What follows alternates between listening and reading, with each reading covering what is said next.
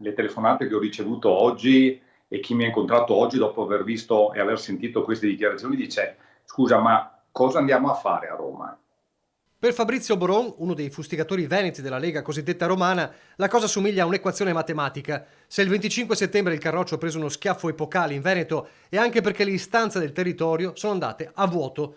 Le parole di Massimo Bitonci 2 sere fa a Focus, tema autonomia e 23 materie, continuano a far discutere animatamente nel Veneto leghista già ferito. Nel momento in cui chiedi 23 materie, in un anno è difficile. Se noi partiamo invece da una legge quadro, che è la cornice, no? Una legge quadro, e dopo si fanno i decreti attuativi, magari si porta a casa più velocemente, si inizia. Mi sembra incredibile perché far passare 4 anni e mezzo e non portare a casa nessun risultato e poi venire fuori con il fatto, ma sai, 23 materie erano troppo, il percorso burocratico troppo lungo, forse chiederne meno sarebbe stato più facile portarla a casa.